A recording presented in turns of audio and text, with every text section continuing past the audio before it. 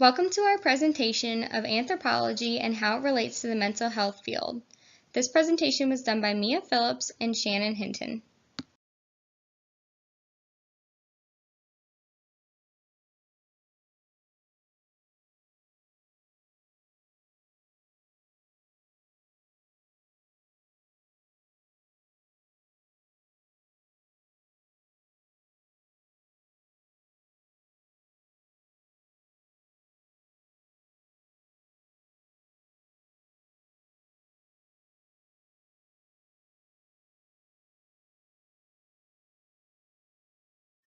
Okay, to understand how anthropology and mental health relates to one another, we have to first understand what exactly is mental health. Mental health includes our emotional, psychological, and social well-being. Our mental health affects our thoughts, our feelings, and also our actions. It helps determine how we handle stress, how we relate to others, and the choices that we make.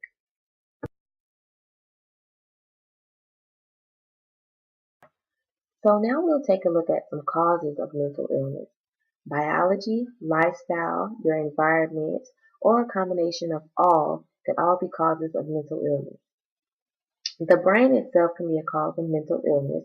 Its structure and neurochemistry, neurochemicals, and other molecules in the brain can make it vulnerable to the development of mental illnesses. For the environment, exposure to toxins, especially at developmental stages, could be a cause of mental illness. The lifestyle that you live can also be a cause of mental illness, whether that be substance abuse or risk taking. So, how does anthropology and mental health relate to one another? One reason, which is the most obvious, is to care for patients who are from other cultures outside of our own. This includes transcultural psychiatry, which deals with how social and cultural factors create, determine, or influence mental illness. Historically, an important aspect of global mental health has been an anthropological one. It advances important theories concerning local and broader perspectives on mental disorders. So next we're going to take a look at how exactly you can apply anthropology to the mental health field. So first off, you can ask questions. Psychological anthropologist Peter G. Strongberg noted that psychological anthropologists typically ask questions that maybe other health professionals might not ask. So they might ask a question like, is there a possibility that cultural factors can contribute to mental health disorders? Anthropologists also in the mental health field would look at the psychological component of certain mental illnesses, and in doing so, they would point out its universal existence across cultures, geographies, and time periods. Now that we've discussed how anthropology can be applied to mental health, we're going to look at the ways that anthropology has actually been used in the mental health field. So first, in the article Anthropology of Mental Illness, Samuel Leze mentioned that anthropologists currently are conducting local or multi-site field work in psychiatric institutions, working in close proximity to professionals and patients.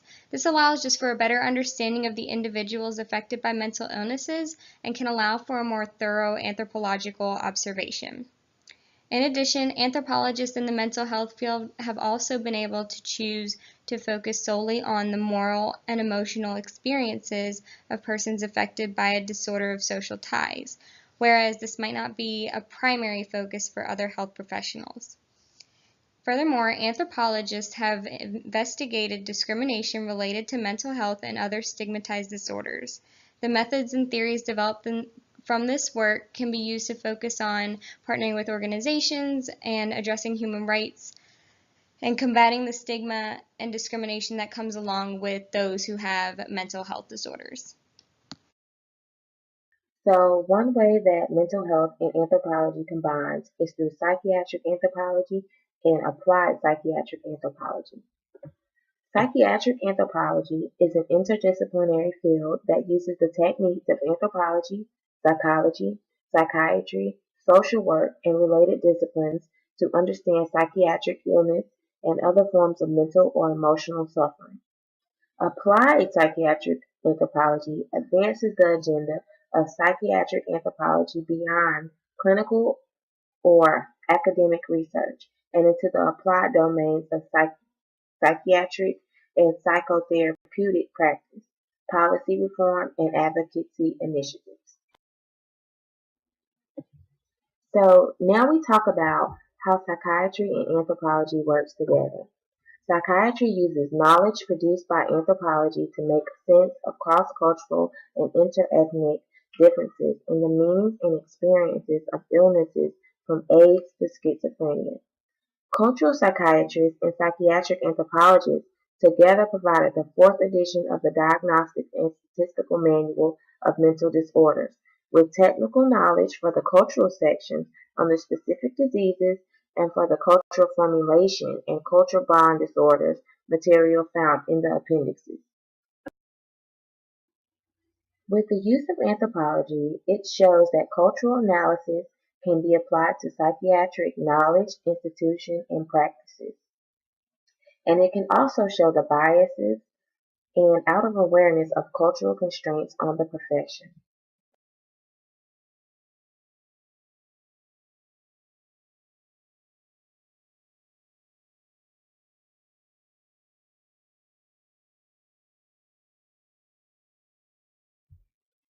So a couple other areas that relates mental health to anthropology is psychoanalytic anthropology and cognitive anthropology. Those who practice psychoanalytic anthropology assumes that human life is meaningfully influenced by unconscious thoughts, effects, and motives, and that anthropological understanding is deepened by investigating them. Cognitive anthropology addresses the ways in which people conceive of and think about events and objects in the world. This subfield of anthropology is rooted in Boasian cultural relativism, influenced by anthropological linguistics, and closely aligned with psychological investigations of cognitive processes. If someone wants to actually become an anthropologist in the mental health field, such as maybe a psychological anthropologist or a psychiatric anthropologist, typically the standard is to have a master's degree in regards to education.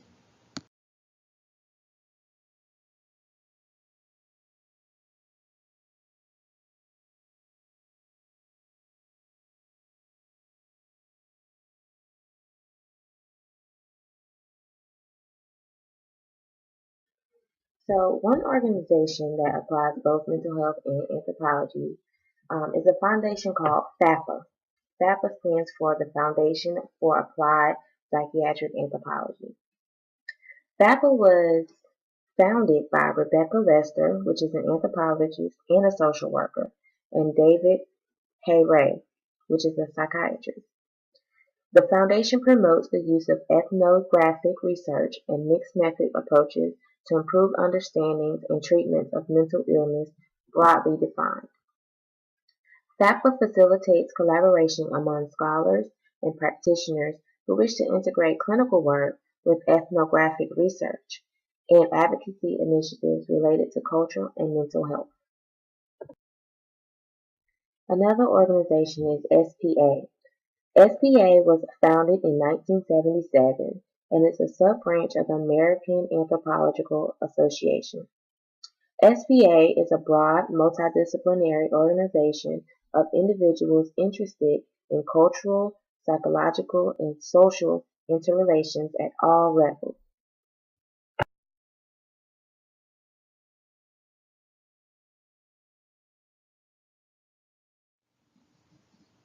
Even though anthropologists have increasingly become more beneficial to the mental health field already, there's still a lot that can be done. For instance, knowledge is power, and anthropologists can use that knowledge that they're gaining from studies and observations in order to push for more and better access to mental health exams and mental health care in general. In addition, they can use findings to reduce the stigma around mental illnesses and the people in our communities that have them. Anthropologists, psychiatrists, and other mental health professionals could work collaboratively to research topics of mental health in order to see how they can better the lives of their patients. And finally, more mental health professionals could be more proactive in using anthropological studies to research how mental health relates to anthropology. We hope that you enjoyed our presentation and hope that you learn maybe just a little bit more about how anthropology can truly benefit the mental health field both in the present and in the future.